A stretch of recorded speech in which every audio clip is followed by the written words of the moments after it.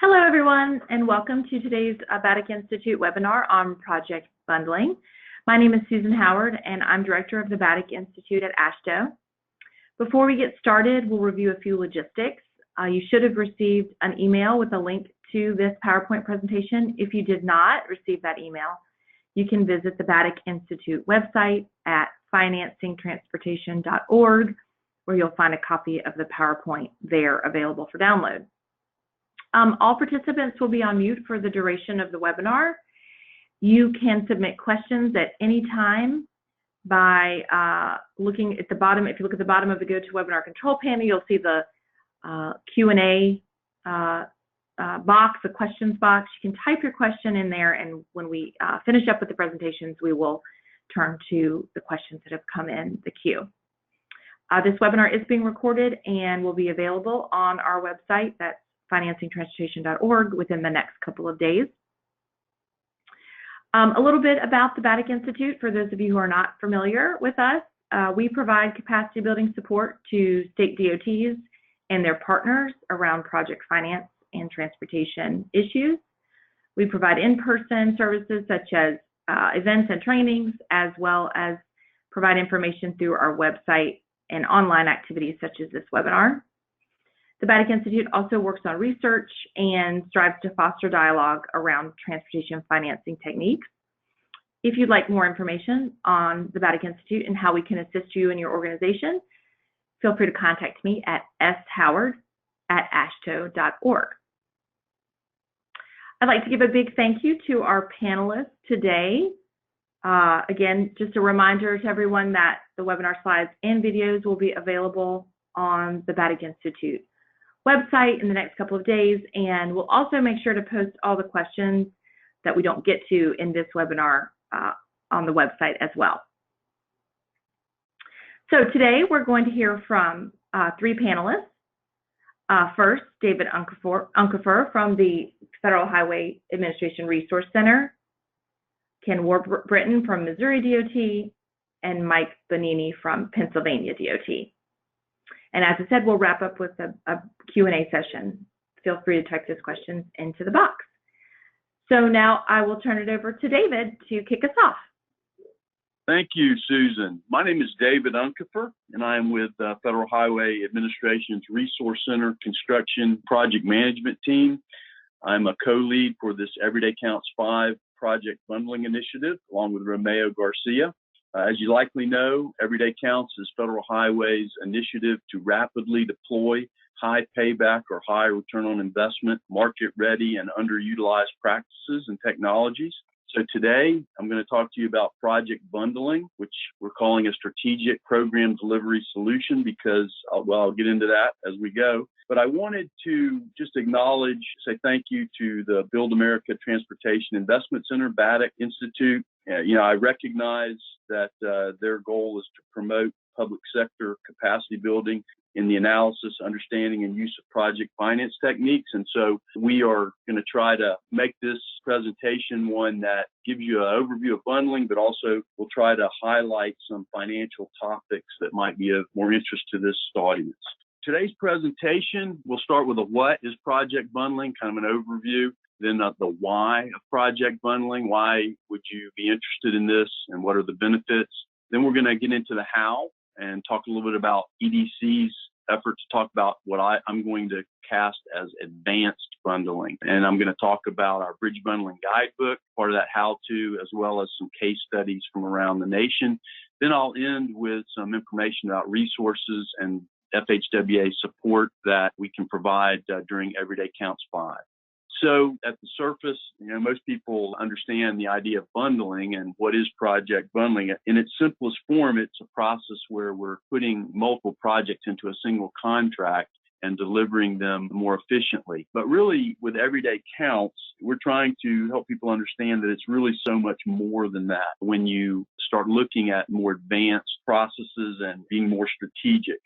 So I guess I would say that project bundling is both old and new to the transportation industry. Many have done project bundling, but maybe not in the advanced fashion that we would like to share with you as part of EDC. So, and as an example of how it can be more advanced, we have alternative contracting methods that you see highlighted in the word cloud, as like design build and CMGC. We have different funding strategies that can be used to bundle project, and one of them might be value capture, which I believe there was a previous webinar in this series on that.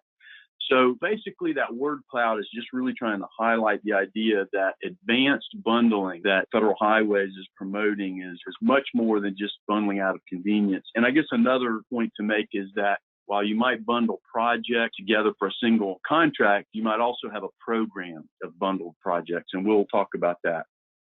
To the why of project bundling. Again, just basically by bundling things, we're leveraging the design and the construction expertise and also achieving economies of scale. And I don't think that's really hard for people to grasp. You bundle probably your internet and your phone and different things, but we have a lot of information that demonstrates these economies of scale. I'm going to show you some today, but bundling became so noticed by Congress that they actually included it in the FAST Act, which is the current highway funding bill. It's encouraged that bundling be used to deliver bridges because it's seen as a much more efficient way to do that work. So it's actually gotten into our legislation. More on the why, I guess here's where we're going to start to get into a little more of the advanced notion of EDC 5 project bundling. And one of the things that we want people to understand is that you can actually use bundling to address program goals. And by that, we mean you're being more strategic.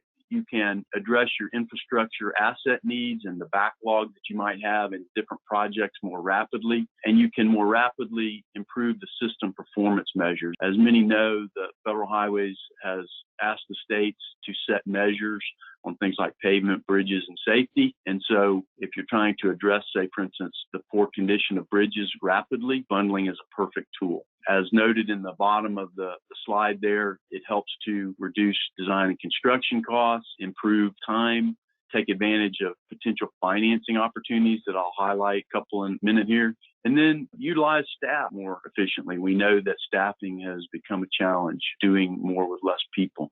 And then finally, it's our customer. It's about the customer and the ability to deliver transportation benefits to them faster. Here's an example of why you might do bundling.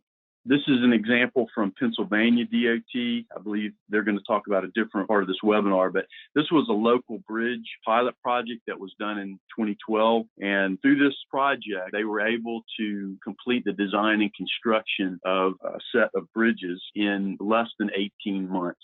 And they did that by thinking through and bundling and being careful to do things like standardizing the design and putting together bridges of similar types, bridge replacements in one package, superstructure replacements in another, and rehabilitations in another. They also split them geographically because that tends to be another area that enhances the bundling benefit. But anyway, as you can see, some of the pack bundles, they saved up to 50% on the design cost and up to 15% on the construction cost.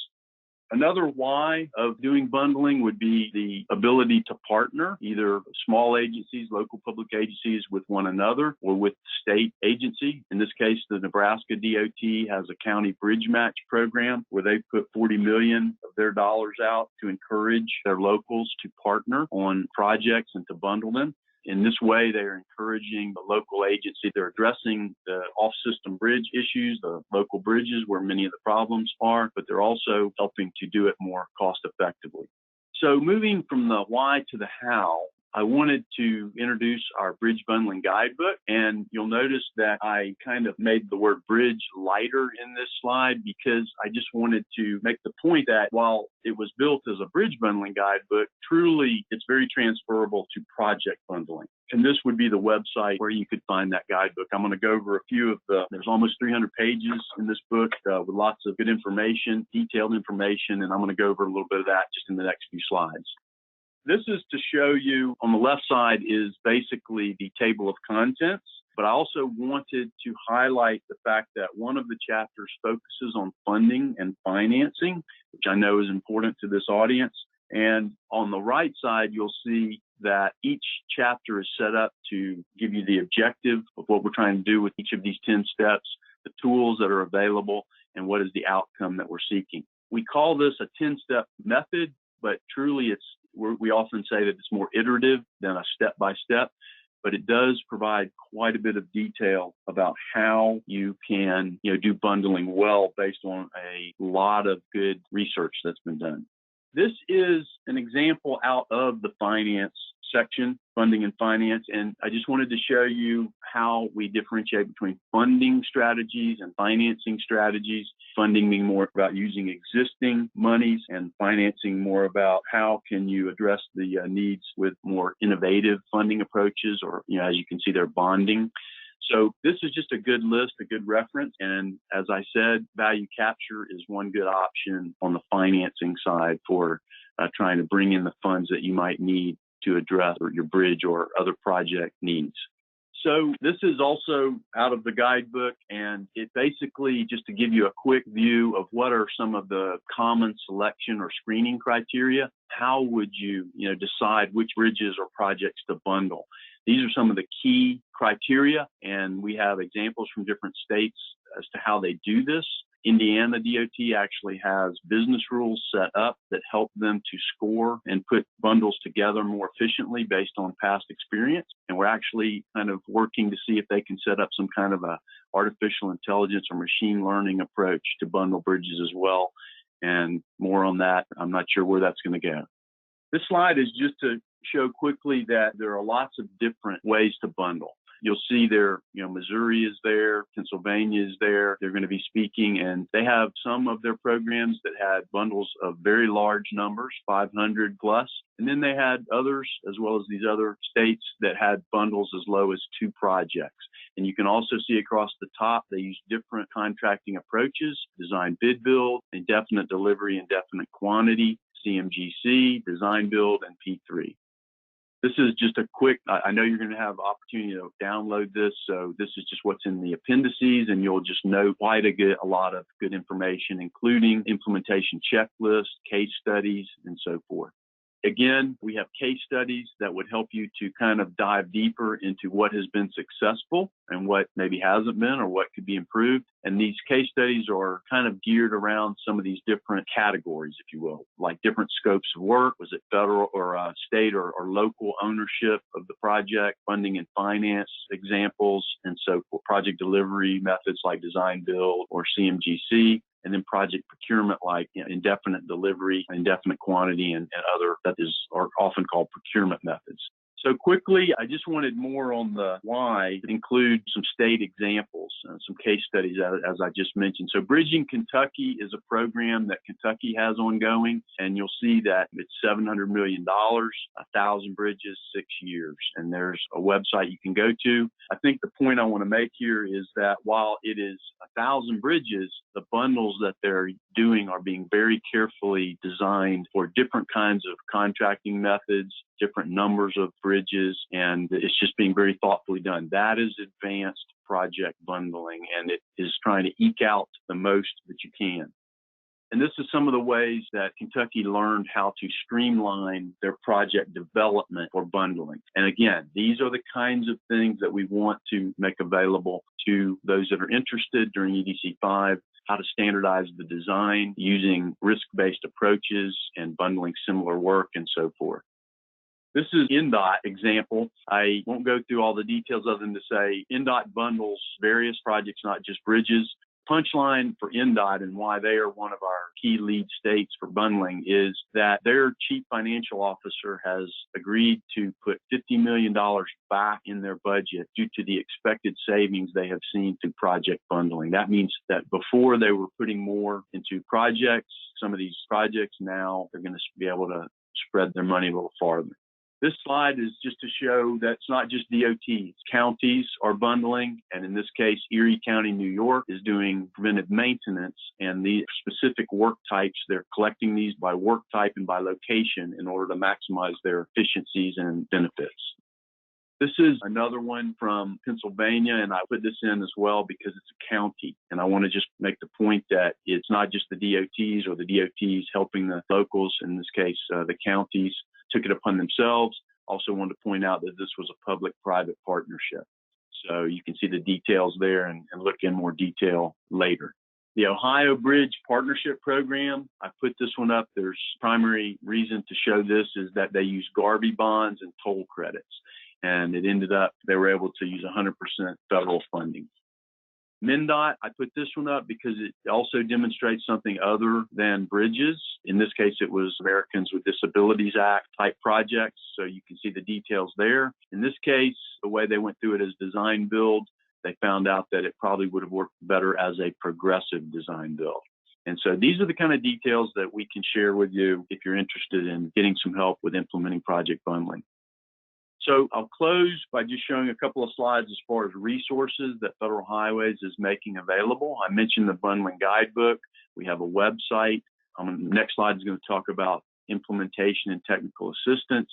And then we did a webinar for the Accelerated Bridge Construction Group by Romeo Garcia, and it's at that link right there. So finally, I wanted to just say that Federal Highways has contracted for implementation support, and we are ready to help you. If you like, our contact information is on the next slide, and we are ready to provide you with these types of technical assistance, including if you like, we can make talking points or presentations available for your group. And we also have, as the last bullet there, we can provide blocks of consultant time so that they might come in and help you dive in to how you might set up a bundling program. So thank you very much for the opportunity to share with you about project bundling. Please call us if we can help you. And I'm going to turn it over to Ken with MoDOT right now, and he can introduce himself. Thank you. Thank you, David. And now, as mentioned, I'm Ken Warbritton, the project director for Missouri's Safe and Sound Bridge Project, a project we envisioned back in the mid-2000s to take care of our backlog of poor and serious condition bridges across the state. The Safe and Sound project envisioned working on and improving 800 bridges within 5 years, and they were scattered across the state. And I'll go through a bit of the history of the project and tell you about the results and lessons learned. Overview of the program, I'll give you a brief history, the team organization and communications that resulted in success for the project, the actual results in some detail, especially with regard to speed of construction, our public acceptance tools and process, and our lessons learned. And I'll also mention the financing involved, especially as the project evolved. Missouri has over 10,000 bridges on our state system, and back in the mid-2000s, we held over 10% were in poor or serious condition. This state map with all the red dots we refer to as our measles map, and it shows the location of our poor serious condition bridges. So you can see we have a backlog of work to do with bridges. Typical bridge deterioration in Missouri, where we have snow and we fight it with salt and abrasives, is the corrosion due to that salt. And here's the edge drainage where the salt water runs, and that's typical edge drainage corrosion. And as you take a look alongside the bridge, you see not only edge deterioration, but the outer girders and sometimes even the bridge caps have plenty of saltwater corrosion and deterioration. When that deterioration not only corrodes the edges of your deck, but also you see exposed steel in your exterior girders, that's even more alarming. So this is just typical of the type of problems we saw. And of course, your decks. With the age and deterioration, the decks are starting to fall apart and are just patchwork in many cases. So we're faced with a backlog of bridges that need work, and we decided to tackle this as the third of 3 pilot projects we had been authorized by statute under a design build statute. We went rather boldly and attempted initially to do this project as a design build finance maintain availability payment contract, where we had performance requirements primarily tied to the NBI inspection and ratings for the bridges. The contractor was to finance construction anticipated over 5 years' time and then maintain the bridges over 25 years, where we would make them annual payments during the maintenance period, subject to the ratings on those bridges and their availability. And we did receive 2 proposals through the entire procurement process for the 3P DBFM model. As I'm sure all of you recall, 2007 into 2008 was a fiscally challenging period, and we put this slide together just to illustrate some of the milestones that were going on in the United States and abroad. And as you can see, as we moved through 2007 and 2008, you could see that we had credit market pressures and lots of financial turmoil, such that we entered into a best and final offer scenario. We actually made a selection and tried to reach a conforming contract, which mostly was dealing with finance. And we left no stone unturned looking at options and opportunities. However, in the end, we just determined that the 3P model was simply unaffordable. And it was an extreme challenge for our private teams to try to overcome that financial situation in 2008. We did learn some lessons, though, from going through that process. We did use internal staff to procure. We did have a legal advisor. We proved it can be done. We received 2 proposals. We initially received 4 proposals and took 2 all the way through a final submittal. We learned much about developer and equity roles in the contracting structure of a 3P project.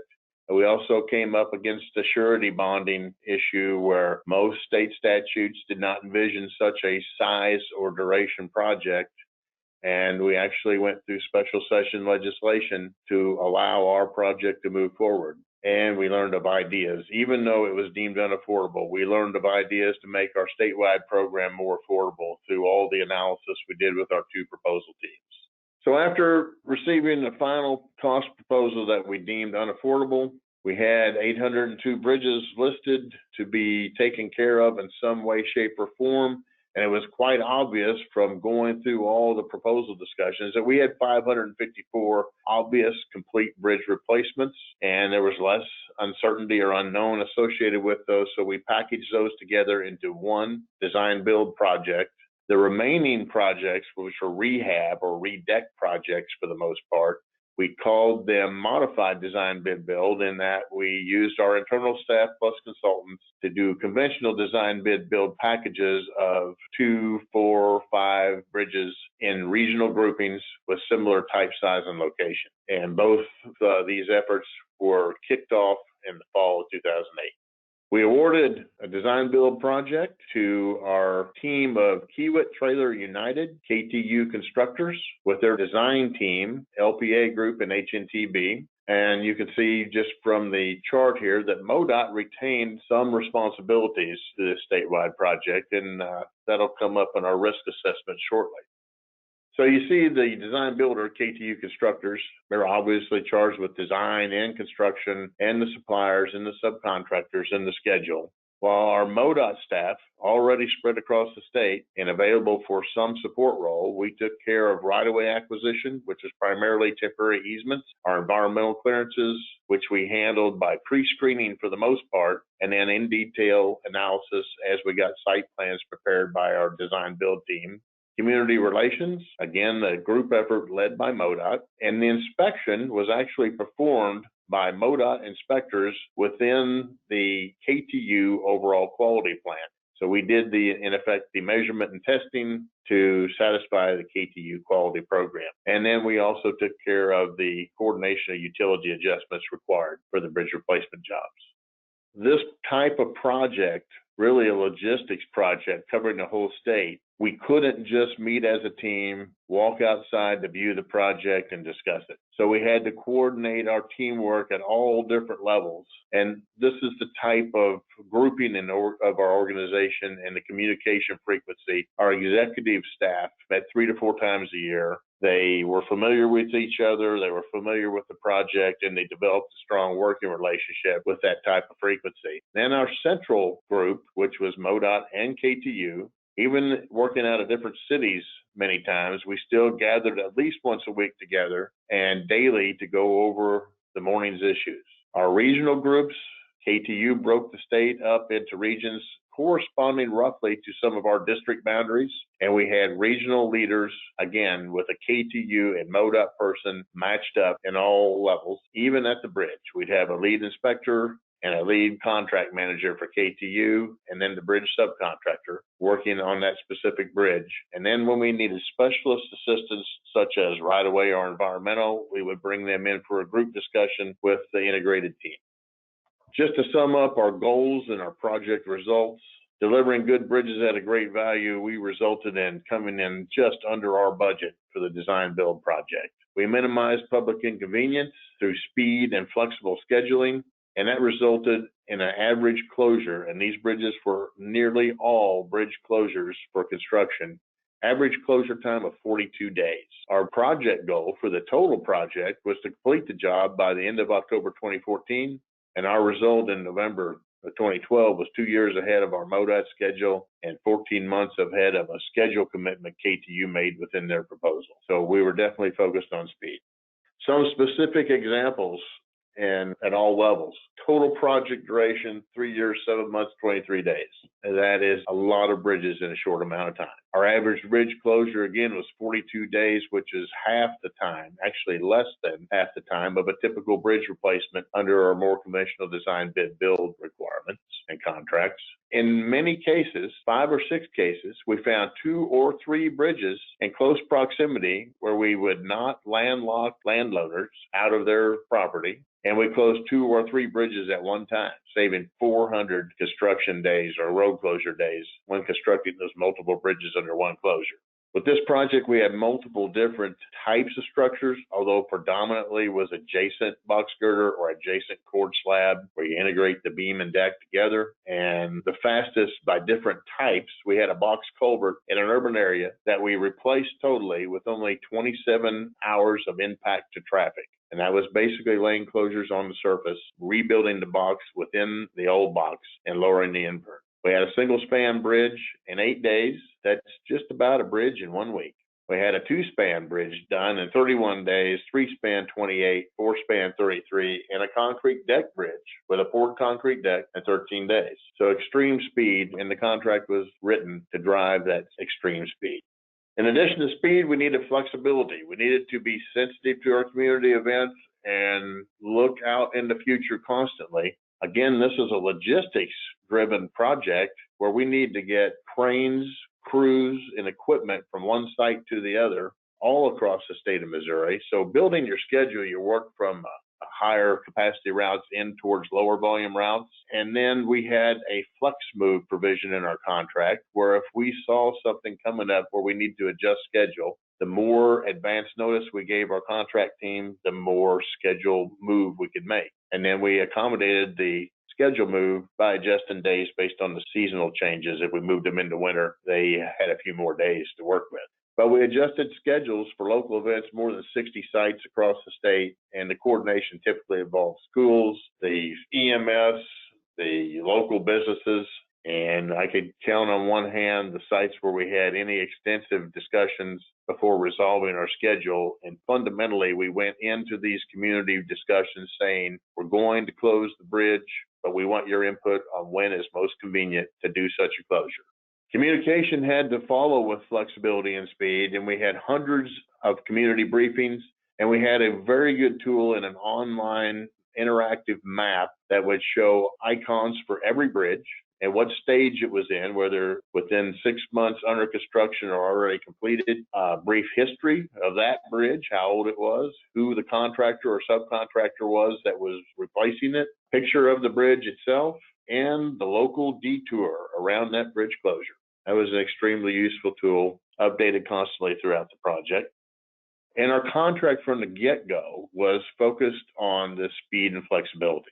So we used A+B bidding for about 20 of our high priority sites. And these were typically urban areas or areas where we needed something more than just a regular degree of speed. We had a total project incentive and damage for completion of the entire project, and the other bridges that were not bid under A+B had a $1,000 per day incentive or damage clause. We also, as mentioned before, we pre-screened our environmental, our NEPA clearances, where we started the job with all of our routine conditions spelled out before the bid was even submitted. And we also did coordination with our regulatory agencies prior to set up communication chains in order to get that coordination done timely. We had schedule adjustments via that flex move process. Also in the contract, we had a bridge substitution process, whereupon if we encountered an intractable situation, we could simply pay off the design build team for what design they had done to date, give them an alternate bridge to work on, and price that and move forward. And we did, in fact, do that bridge substitution process for 2 bridges over railroads where we had issues with getting the clear span across the entire railroad right of way. And we found a way to redeck those and add 2 different bridges as replacement. The public outreach and communication also spelled out, but it also boiled down to teamwork and interaction between MoDOT and the design build team. And the design build team, because of the structure and nature of the contract, they opted to use standardized bridge components, standardized bridge dimensions, span lengths and such that they had interchangeable parts. So when we needed to move a bridge, typically the parts for that bridge were available. And again, I cannot emphasize enough the teamwork necessary to accomplish these results across the entire state. Some of our lessons learned were that the speed and flexibility we provided did in fact gain acceptance from the public for road closures. And again, I can count on one hand the number of bridges that we actually had to build some type of bypass structure on. Almost all these bridges were road closures and detours. We also, by working through a team, turned challenges into opportunities, and we resulted with a best practices manual where we took solutions that we brainstormed together when we had repeat issues, and we shared that best practices manual with all our regional and bridge teams across the state. We also were exposed to Kiewit Trailer and United contractors, 3 relatively large contractors we had not seen often before, and we learned from their safety and quality program. Again, we were integrated with them in the field and at every level of the organization. So we started every meeting with a safety topic. We worked under an ISO 9000 quality program, and we turned those challenges into opportunities through the best practices manual. So it was top to bottom teamwork. And since our private financing did not come through because of the financial crisis in 2008, we did result with financing this project through Garvey bonding with an average payment of $43 million a year over a 24-year period. And that bond financing did fund the 554 bridge replacements and then our modified design bid build bridge rehab projects, which we ended up with 250 of those because of that 2 bridge substitution. We ended up with 804 bridges instead of the 802 with that payment stream for financing. So in summary, we will tell anyone that asks that statewide teamwork is what produced results, and that was our MoDOT organization being integrated with KTU constructors and their use of the local contractors and suppliers across the entire state to complete this project as promised. Thanks, Ken. My name is Michael Bonini, and I am the director of the PennDOT P3 office. I'm happy to share the story of our rapid bridge replacement project, from how we selected the assets to include in the project to our current status.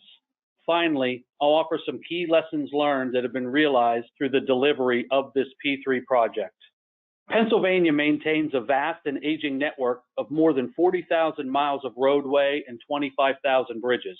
We have the 3rd largest number of bridges in the nation. The average age of our bridges on our state system is over 50 years old. In 2008, our state reached an all-time high of more than 6,000 poor condition bridges. We have taken major steps to invest in our transportation system to replace and repair these bridges. Over the past 5 years, we have invested over $400 million to preserve more than 1,000 bridges, reducing the number of poor condition bridges to the lowest number we've had in more than 20 years. The Rapid Bridge Replacement Project is one of our largest and most complex P3 projects. Through this project alone, we will invest more than $900 million in Pennsylvania's transportation network to replace 558 poor condition bridges. So the primary purpose of our P3 project was to replace these poor condition bridges more quickly and as a complement to the department's traditional delivery program. The replaced bridges represent statewide rural regions that are now safe from facing bridge closures or postings, securing the community's transportation network and vitality. For many reasons, the Rapid Bridge Replacement Project is seen as a game changer in both Pennsylvania and nationally. It is the first multi-asset, multi-location P3 project of its kind. The RBR project provides for a private entity, Plenary Walsh Keystone Partners, to lead efforts on the design, construction, and maintenance of 558 bridges across the state. The bridge construction will be completed over a 5-year period by Pennsylvania-based construction crews. Through this program, bridges are built to last with innovative construction materials. This is because the private entity is responsible for the maintenance of the bridges for 25 years following construction. Safety and quality are our highest priorities. We've structured this P3 deal to demand high-quality performance by our partners, and we are working with them to ensure they deliver on this requirement. At the onset of the project, the state provided a one-time mobilization payment. Through the design and construction phases, PennDOT provided 6 milestone payments. Through the lifespan of the agreement, PennDOT provides availability payments, which are tied to performance metrics, essentially the number of bridges completed, open to traffic, and accepted by the department. The agreement is designed to incentivize rapid progress and ensure performance. We work directly with PWKP, who distributes payments to the construction company, lenders, and shareholders. This structure encourages the private entity to be both a good partner and owner. The availability payments are tied to their ability to perform and build bridges that meet our rigorous standards for safety and quality. Their long-term 25-year maintenance responsibilities also encourage them to build bridges to last that will withstand our harsh winters and heavy traffic. We selected P3 financing over traditional project delivery for many reasons. Primarily, we needed a quick and efficient solution to replace bridges. P3 allowed us to deliver this solution. The private entity is also able to capitalize on economy of scale and coordinate design submissions, order materials, and mobilize construction crews in a more efficient and economical manner. It allows us to leverage private investment in a way that simply would not be possible without enabling P3 legislation. If we did not have this mechanism in place, it may have taken years to address these bridges, which results in travel delays to the public, higher future costs, and economic impacts. As you can see on the slide, in the design and construction phase of the project, PennDOT complemented funding coming into the project through the sale of private activity bonds and private equity brought by the development entity partners. Then in the maintenance term, PennDOT is responsible for all payments to the development entity. The development entity, in turn, then pays back lenders, shareholders, and is responsible for the structural maintenance of each bridge for 25 years. More than 2,000 poor condition PennDOT-owned bridges were screened prior to issuing the project request for proposals. A host of factors were considered in the screening process, including a bridge's age, length, number of lanes, and average daily traffic, as well as the structure's impact on utilities, railroads, and the environment. Most of the bridges selected were small, mostly single-span, 2-lane structures with similar characteristics. At the end of 2013 and moving into 2014, PennDOT then settled on including only 558 of the bridges analyzed in the project. To allow construction to begin as soon as possible, PennDOT developed conceptual plans and hydraulic and hydrologic reports and acquired waterway permits and right-of-way for 87 bridges marked for early completion. PWKP then developed final design plans and built these bridges. For the remaining 471 bridges, PennDOT provided initial scoping documents, which were included in the project's technical provisions, and acquired right-of-way based on PWKP right-of-way plan. Finally, PennDOT also kept and paid all utility relocation costs. To date, 556 of the 558 bridges bundled into this project have been replaced. There are 2 bridges remaining to be completed, both of which have started construction and are planned to be finished this spring. Had these bridges been replaced through our standard program, it would have taken at least twice as long as the 5 years since the June 2015 start of construction. Moving forward, we're hopeful to use the lessons learned from this project and apply these to future projects coming out of the P3 office, as well as to those projects on PennDOT's standard program. This slide provides an overview of the project timeline. The project was competitively bid and a preferred proposer, Plenary Walsh Keystone Partners, was identified. PWKP then coordinated with the department to close the project in early 2015. The entire project will be handed back to PennDOT at the end of 2043. The next slide provides an overview of the handback terms. A unique component of this P3 is that handbacks are separated over different time frames throughout the maintenance term. the department immediately becomes responsible for routine maintenance such as snow plowing, debris cleanup, and line painting after bridge construction. After 1 year, vegetation is returned to the department. After 5 years, the pavement is returned, and then after 25 years, the bridges are all returned back to PennDOT in a condition believed to be better than the bridge built through regular delivery. And as I mentioned earlier, all final handbacks will occur at the end of 2043. Being that we have entered the maintenance term for 556 of the 558 bridges, the department has spent a lot of time and focus informing our staff here in central office, as well as in our district and county maintenance forces, of the do's and don'ts of this particular project.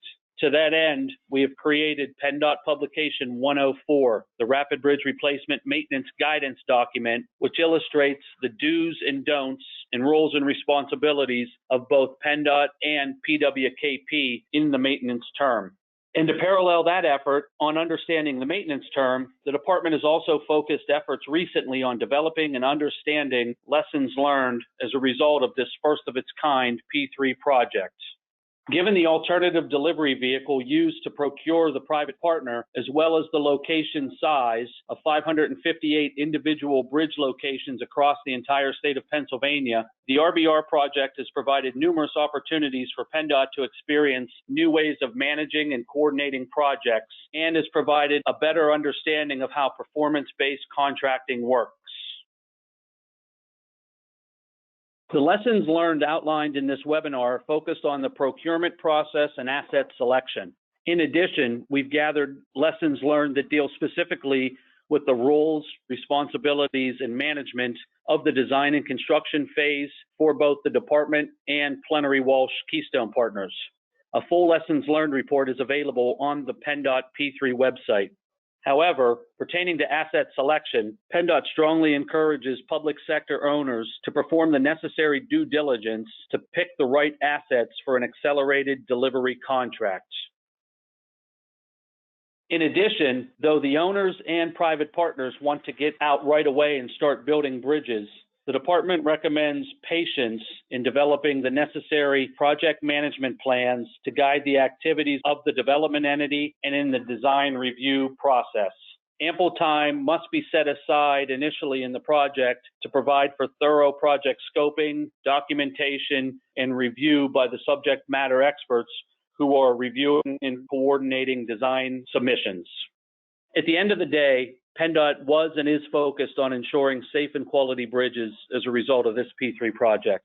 To that end, it is necessary to establish a quality non-compliance regime that defines reasonable cure periods for non-conforming work in an effort to maximize the quality of all bridges in the project. Numerous innovations and successes emanate from a project of this scope and magnitude, and the department could spend hours detailing and discussing all of them. But I just want to note two key innovations that were a first for PennDOT as a result of this project.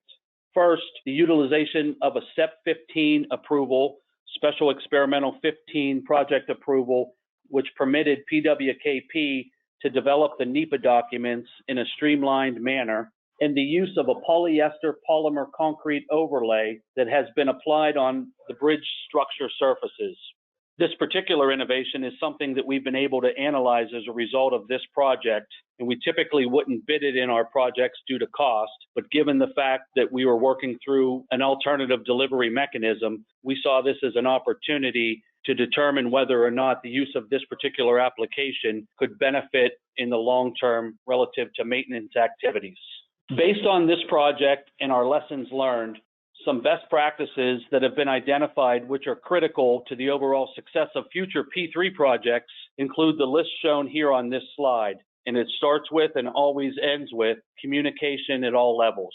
What we tried to do through this project was set up an effective communication and escalation process that enabled decisions to be made at the lowest levels of both of our organizations in order to keep mindful of the schedule and the delivery of bridges by the time we intended to deliver them. In addition, public-private partnerships are about risk allocation. And in this case, we were looking for the project risk activities to be mitigated by the party best suited to manage them.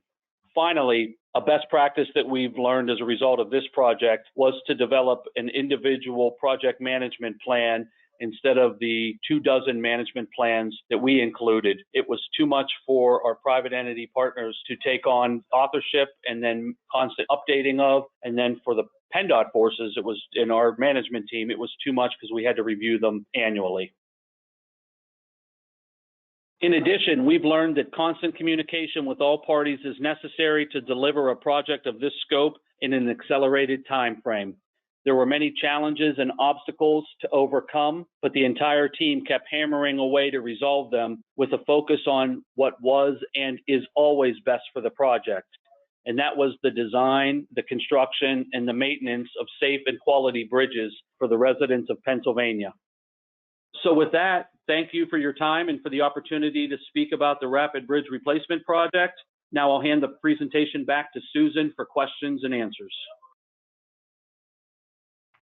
Thanks, everyone. Really appreciate your presentations. We do have a few questions that we'll get to now. This might be a question for both Ken and Mike related to dealing with a bundled project that might have several different contractors. The question is, does it make sense to develop a bundled project that is shared with several different contractors? I think, Missouri, in your case, you had a consortium of entities you were working with, and in Pennsylvania, you maybe just had one. Can you speak to your project development process for bundling these groups of bridges and how you considered whether how to divide those responsibilities between one or several contractors? This is Ken from Missouri, but our team was integrated. KTU Constructors was Kiewit Trailer and United with their two designers, LPA and HNTB, but they use predominantly subcontractors, local contractors across the state of Missouri to actually do the construction after they looked at overall management and led the design and managed the design of the project. And they probably only did like 74 or 76 bridges with Kiewit Western construction crews. The rest of those 554 were done by local contractors. So you're going to use every contract capacity you can when you get into the bigger volumes of construction like we did. A similar response from Pennsylvania. Our 558 bridges were bundled for one development entity, Plenary Walsh Keystone Partners, to design and construct. They then relied on a construction joint venture of Walsh Granite, who worked with local contractors to build the bridges. So roughly half of the bridges were built by Walsh Granite. The other half were built by local Pennsylvania contractors. Thank you. Let's move to a question for Federal Highway Administration. Here's a question about asset management. Obviously, there's a focus at the federal level on asset management practices. How have you looked at practices for maintaining a state of good repair for bundles of bridges? This is David Unkefer. I think that the newer regulations require, we don't try to prescribe, but we require asset management plans where state comes up with the best approach. And I think what we're suggesting with bundling is that you can, take that data and look at where the deterioration, where it makes sense to invest so that you are hitting the bridge, at the right place of getting the most out of the investment in terms of stopping the deterioration and lengthening the service life. But then I guess we're also hoping that because there are so many needy bridges or poor bridges, whatever the current term is, that states will also get those to a place where they can begin to kind of get back reset, almost like Pennsylvania and Missouri did, where now they can get that bridge to, great condition, and then begin to do more preventive maintenance going forward. So hope that answers the question. Thanks, David. I guess it's a question for both our DOTs, but FHWA may weigh in as well. Both Missouri and Pennsylvania identified bridge projects for bundling, and David, you mentioned some other types of projects like the ADA compliance projects in Minnesota. But the question that's come in is, how do DOTs identify project similarities that are to be bundled together? Meaning, like, what kind of specific aspects or shared qualities might you look at in determining what kind of projects to bundle together?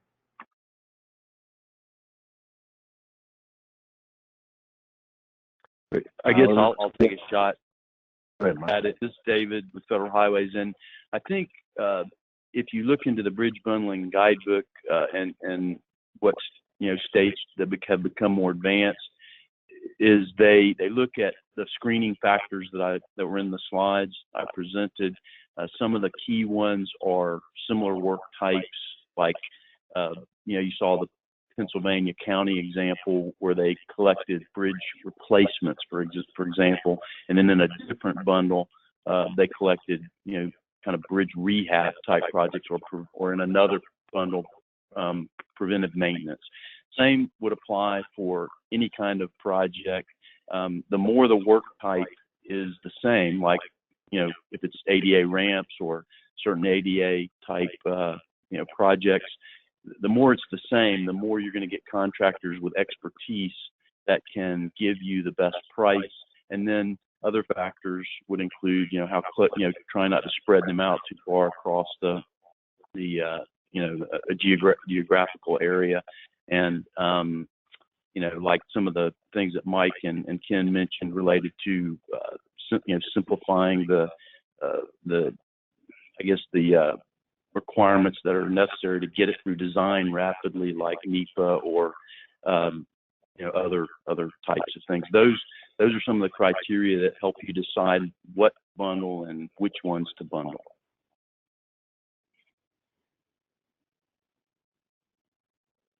Great. Do either of our states want to add anything to that? I think he's right on, hitting the nail on the head. It's similar type, similar size, and grouping by region, and head off everything that can slow down your design process that you can. We pre-screened, we did utility locates on all those bridge sites well in advance before design started.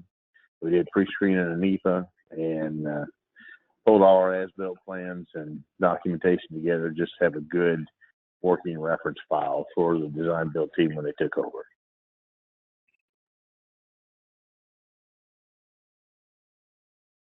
So I'd echo those comments.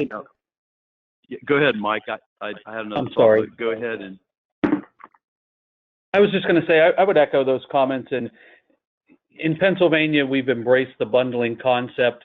Not only have we initiated this 558 bridge bundle P3, but we've also bundled together compressed natural gas fueling stations for our public transit agencies to have a development entity come in and provide those services as well. Again, and really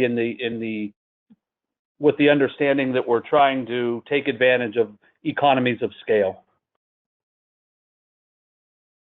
And I guess I just wanted to underscore how advanced bundling means.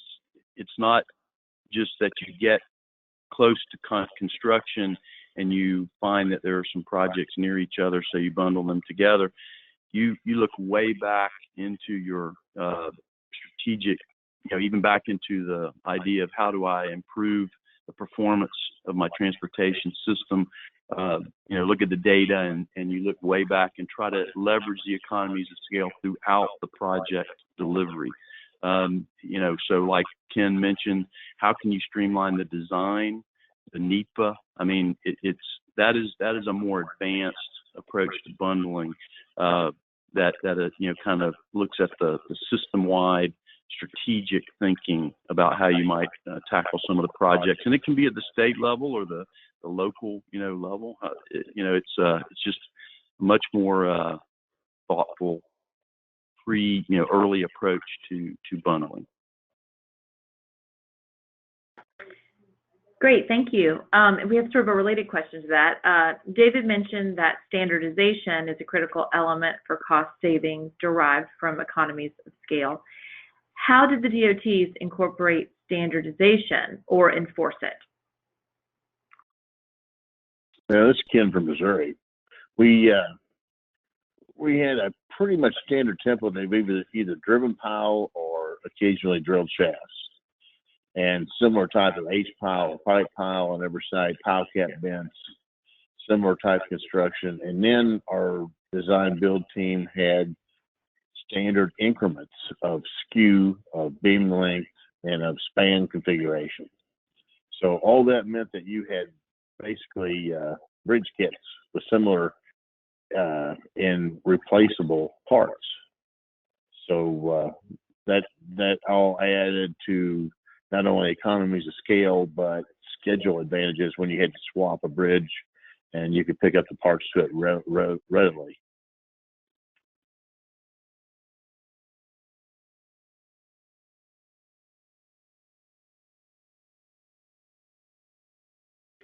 Okay, thanks very much.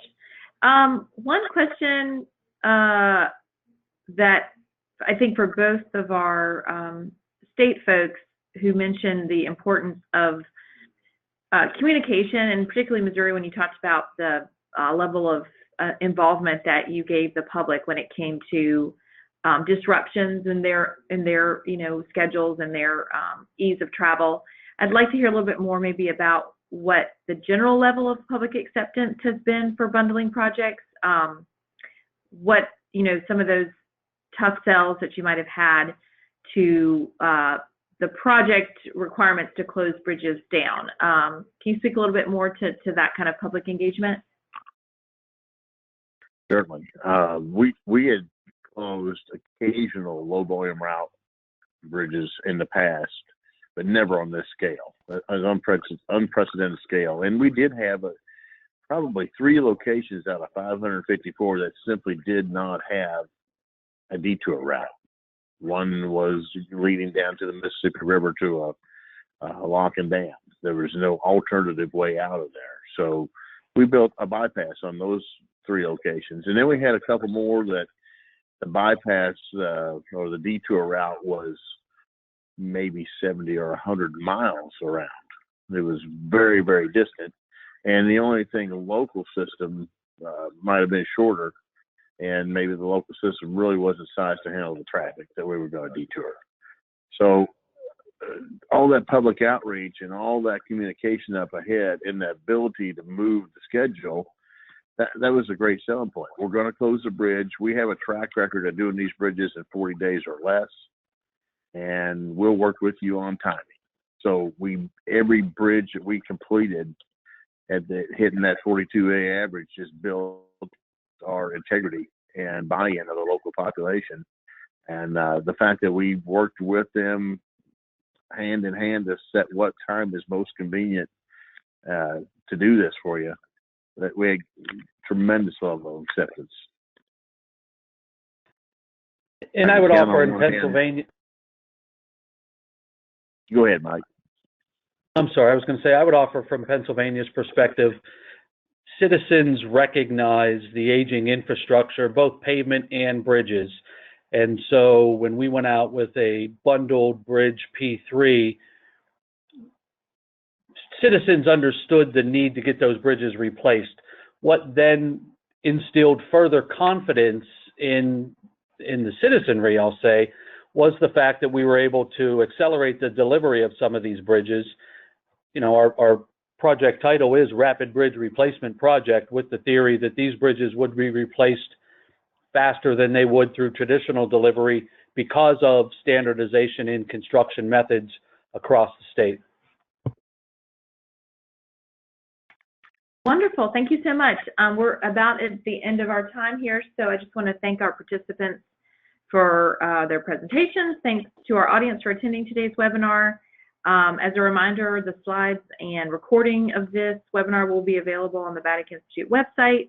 and we'll also post responses to any questions that we didn't get to. We did get to most of our questions, so thanks again for all the questions that came in. Enjoy your afternoon, and please stay tuned for future announcements from the BATIC Institute about our next webinar. Thank you so much.